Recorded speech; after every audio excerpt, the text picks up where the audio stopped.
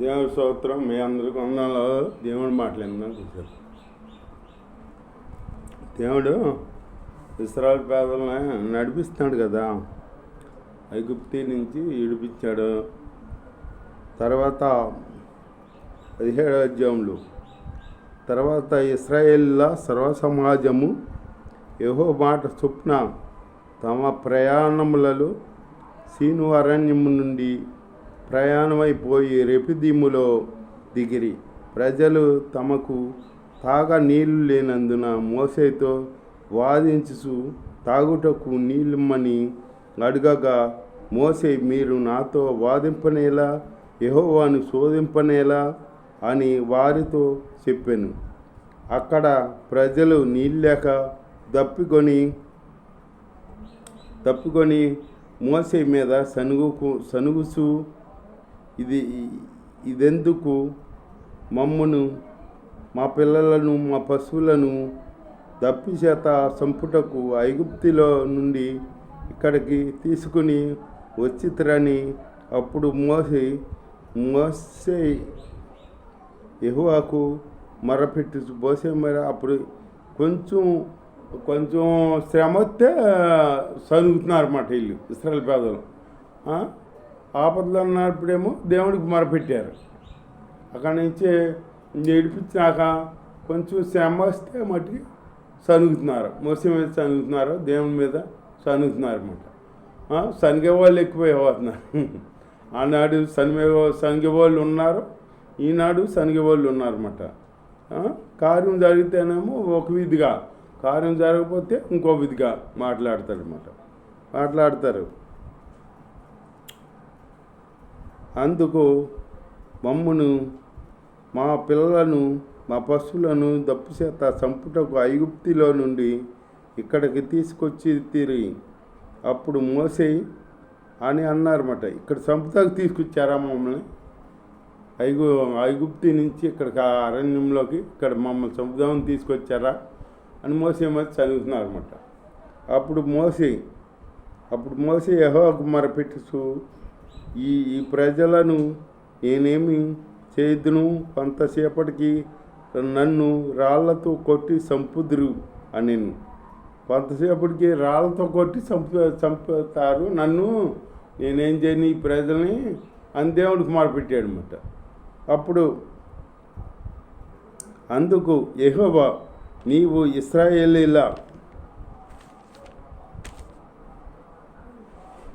ఇశ్రాయేలీల పెద్దలలో కొందరిని తీసుకొని ప్రజలకు ముందుగా పొమ్ము. నీవు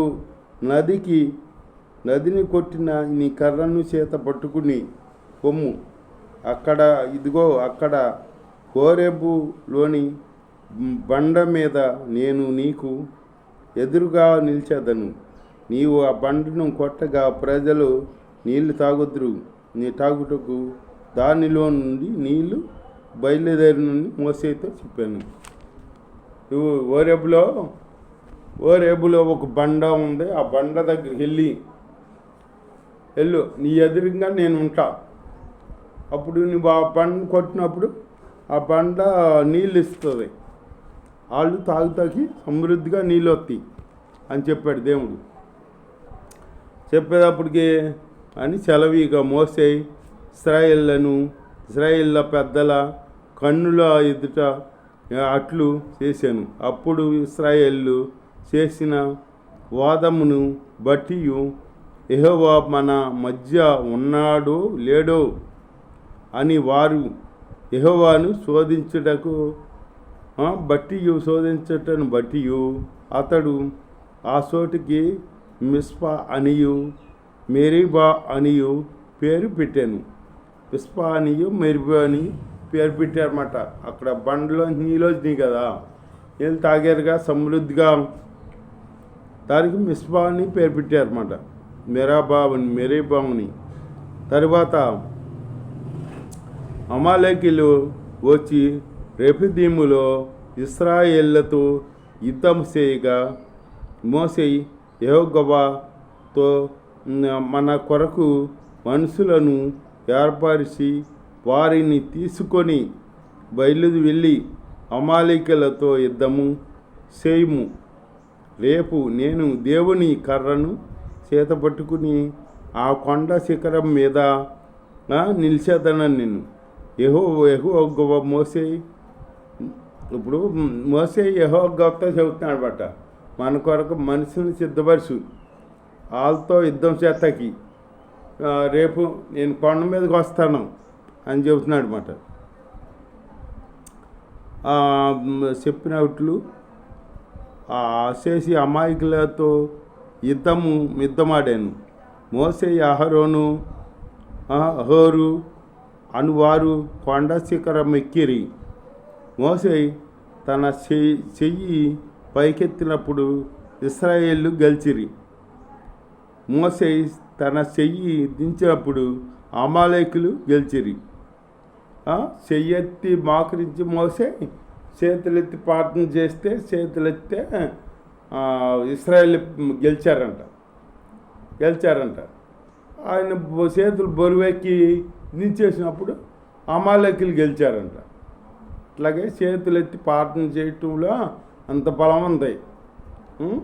దేవుడి సన్నిధిలో చేతులెత్తి ప్రార్థన చేయాలి. మనం చేతులెత్తి ప్రార్థన చేయాలని బైబిల్లో ఉంది. అది చేతులెత్తి ప్రార్థన చేయాలి. స్త్రీ అయితే ముసుగు వేసుకోవాలన్నమాట. పురుషులు అయితే చేతులెత్తి ప్రార్థన చేయాలి.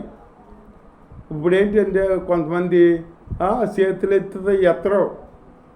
ఏంటో మరి వాళ్ళకి మరి అవమానమో ఏంటో మరి తెలుతుల్లా. చేతులు ఎత్తకపోతే దేవునికి అవమానం. స్త్రీ ముసుకాయ వేయిపోతుంది, దేవునికి అవమానం. అట్లా చేతులు ఎత్తకుండా ప్రార్థన చేస్తారేంటో మరి. వాళ్ళు పెద్ద దైవజనులు అయిపోయినట్టు, పెద్ద విశ్వాసులు అయిపోయినట్టు. మనం ఎంత పెద్దవాడిపోయినా దేవుడి ముందు నువ్వు మోకరించవలసిందే. నువ్వు మోకరించకుండా దేవుణ్ణి మనసారా స్తుతించకుండా చేతులెత్తి ప్రార్థన చేయకుండా ఉంటే నీ కార్యం జరుగుద్ది అనుకుంటున్నావు. నువ్వు ఊహలో అనుకుంటున్నావు, ఆ కార్యం జరగదు. ఏదో జరిగినట్టు ఉంటుంది అంతే, తాత్కాలికం. నీకు బలమైన కార్యం జరగాలంటే నువ్వు దేవుడి సన్నిధిలో చేతులెత్తి ప్రార్థన చేయాలి. ప్రార్థన చేస్తే అప్పుడు దేవుడు నీ కార్యం చేస్తాడనమాట. మోసే చేతులు బరువెక్కగా వారు ఒక రాయి తీసుకుని వచ్చి అతడు దాని మీద కూర్చుండుటకై దాన్ని వేసిరి. అహరోను హూరులు ఒకడు ఈ పక్కను ఒకడు ఆ పక్కను అతని చేతులను ఆదుకొనగా అతని చేతులు సూర్యాస్తమయం వరకు నిలకడగా ఉండేను. సూర్య అస్తమయం అరక చేతులు పట్టుకుంటే నిలకడగా నిలబెట్టాడంట. అట్లు యెహోవా కత్తి చేత అమాలేకులకు రాజును అతని జనులను గెలిచాను. చేతులు ప్రార్థన చేస్తే అప్పుడు గెలిచారన్నమాట. అట్లాగే చేతులెత్తి ప్రార్థన చేస్తే అది బలమైన ప్రార్థన. కన్నీళ్ళు విడిచి ప్రార్థన చేయమని యేసయ్య చెబితే, దేవుడు చెబితే కన్నీరు విడవరు ఏంటో ఏదో కొద్దిగా ఏదో దుఃఖపడినట్టు నటిస్తారు అంతే. నటించినట్టే ఉంటుంది నీ జీవితం. నువ్వు కన్నీరు విడిచి నువ్వు ప్రార్థన చేసావు అనుకో, నీకు ప్రతిఫలం అవుతుంది అన్నమాట. దేవుడు ఇస్తాడు. ఎవరికి తగిన ప్రతిఫలం వాళ్ళకి ఇస్తాడు. నువ్వు ఎలా చేస్తే అలాగే వస్తుంది నీకు ప్రతిఫలం. దేవుడు ఒకసారి భోజనానికి యేసుప్రభు కూర్చున్నప్పుడు ఒక పాపాత్మురాలనే స్త్రీ వచ్చిందంట. వచ్చి ఆయన కాళ్ళ దగ్గర కూర్చుని కాళ్ళు తుడుతా ఏడ్చి కన్నీళ్ళతో కడిగిందంట. కన్నీళ్ళతో కడగాలంటే పాదాలు చెంబు నీళ్ళు అయిన కావాలి కదా. అంతగా పశ్చాత్తాపడింది ఆవిడ. అంతగా పశ్చాత్తాపడి కన్నీళ్ళతో ఏడ్చి కన్నీళ్ళతో కాళ్ళు కడిగి కురులతో తుడిచి అత్తర పూసి ఎన్నో చేసింది అంట ఆవిడ. అప్పుడు ఆ దేవుడు అన్నాడు, నువ్వు విస్తారంగా ప్రేమించావు కనుక నన్ను నీ విస్తారమైన పాపాలు క్షమించమని అన్నాడు అనమాట. విస్తారమైన పాపాలు క్షమించమని మాట.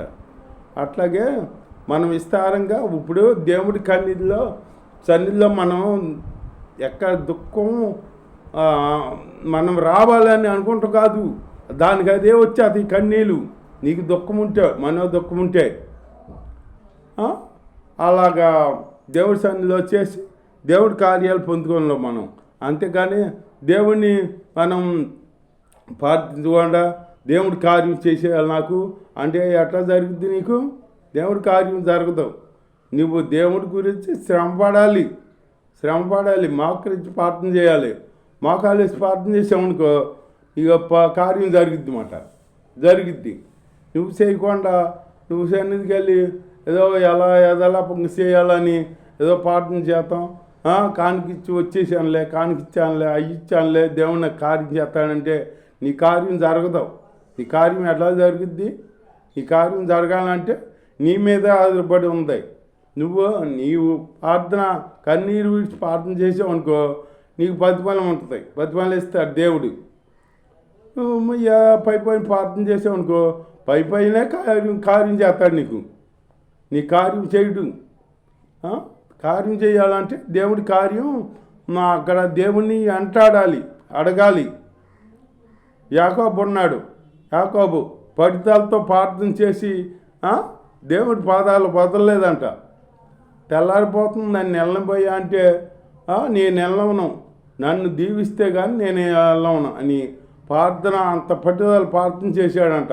రాత్రి అంతా ఒక మాట గురించి ప్రార్థన చేశాడంట, నన్ను దీవించని. అలాంటి ప్రార్థన మనం చేయాలన్నమాట. అలాంటి ప్రార్థన చేసుకుని దేవుడి దగ్గర నుంచి కార్యాలు పొందుకోవాలి.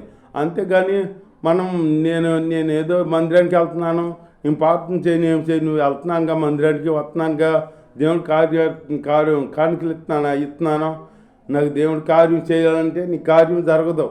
నీ కార్యం ఎట్లా జరిగిద్ది? నువ్వు బయట పనికి వెళ్తున్నావు, నువ్వు కష్టపడి పని చేస్తేనే కదా నీకు రూపాయి దక్కుద్ది. కష్టపడి పని చేయకపోతే నీ రూపాయి దక్కదు నీకు. నీ వచ్చినట్టే ఉంటాయి, అవి ఎటు పోతాయి, ఏ హాస్పిటల్కో పోతాయి, ఏ దేనికో తాగుడు సారా కొట్టుకు పోతాయి, ఎటు వెళ్ళే అటు వెళ్ళిపోతాయి, నీకు దక్కవయ్యి. నువ్వు కష్టపడి చెమటోడిచ్చి దేవుడు చెప్పాడు ఆనాడు ఆదాంతో చెప్పాడు, నువ్వు కష్టపడి చెమట ఓడిచి నీ చెమట కారితేనే నీ కడుపు నిండిద్ది అన్నాడు దేవుడు. చెమట కార్చి నువ్వు భూమిని సాగు చేసి పొలాన్ని పండిస్తావు, అప్పుడు నీకు ప్రతిఫలం వస్తుంది, అప్పుడు నీ కడుపు నిండిద్ది అన్నాడు ఆదాముని. అట్లాగే మనం కష్టపడకుండా ఫలం వచ్చేది మనకే. నేనేదో దేవుడిని నమ్ముకున్నానులే, నాకు దేవుడు ఉన్నాడులే, ఇంకెందుకులే చాలులే, ఈ ఆత్మ వదుకున్నానులే, ఇంకెందుకులే నాకు చాలులే, ఈ చాలు దీంతో సరిపెట్టుకుంటావు అంటూ కాదు, దాంతో సరిపెట్టుకుంటావు కాదు. ఎప్పటికప్పుడే నూతనంగా నువ్వు బలం పొందుకోవాలి. దేవుడి సన్నిధిలో నూతనంగా ఆయన ప్రార్థించాలి, నూతనంగా ఆత్మ పొందుకోవాలన్నమాట. ఆత్మ పొందుకున్నానులే, నాకు చాలులే అని గర్వంగా ఉండకూడదు. మనం దీనిగా ఉండాలి.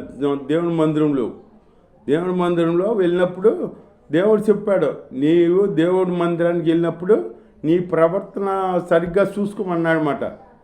దేవుని స్తోత్రం. ప్రవర్తన సరిగ్గా చూసుకోవాలి. మనం చూసుకోకపోతే ఎట్లాగే ఉంటుంది. మనం ఎట్లా ఉంటే అట్లాగే ప్రతిఫలం ఇస్తాడు. నీ క్రియల ప్రకారం నీకు ప్రతిఫలం ఇస్తా అంటున్నాడు దేవుడు. మనం చేసే క్రియల ప్రకారం దేవుడు ప్రతిఫలం ఇస్తాడనమాట. అంతేగాని మనం ఏదో వాళ్ళకే ఇచ్చాము, దాని అనుభవాలు చేస్తున్నాము, అవి చేస్తున్నాము. నాకు దేవుడు మందిరానికి వెళ్ళి ఇద్దరు మందిరానికి వెళ్ళారంట, పరిసైడు సుంకాడు ఏమో అన్నీ ఇచ్చేస్తున్నాను అని చెప్పేసి మందిరంలోకి వెళ్ళి ప్రార్థన చేసి దేవుడికి నేను ఇస్తున్నాను, వారానికి 2 సార్లు ఉపవాసం ఉంటున్నాను, దశమాగం ఇస్తున్నాను, ఇంకో జనాలు వాటిలో అని ప్రార్థన చేశాడంట. ఈ సుంకాడు బయట ఉండి నేను దీన్ని నీ కళ్ళెచ్చి చూస్తే అక్కడ యోగ్యత లేదు నాకు, నన్ను కరుణించమని ఒక్క మాటే ప్రార్థన చేశాడంట. మరి ఆ ప్రార్థన ఆలకించాడు దేవుడు. అట్లాంటి ప్రార్థన చేయడం మనం దేవుడి మందిరంలోకి వెళ్తాకి యోగ్యత లేని వాళ్ళం. మనం ఎందుకు యోగ్యత ఇచ్చాడంటే అది మన గొప్పతనం కాదు, దేవుడి కృప, దేవుడి అపారమైన ప్రేమ. మనల్ని ఎంతగానో ప్రేమించి మనల్ని కాపాడి ఆయన సన్నిధిలో మనల్ని బలపరిచి కాపాడుతున్నాడు, అన్ని విషయాల్లో తోడుకుంటున్నాడు. దేవుడికి ఎంతో రుణస్తులు, ఈ రుణం దేవుని తీర్చలేము. అన్నాను దేవుడు ఈ మాటలు దీవించుగాక. ఆమేన్.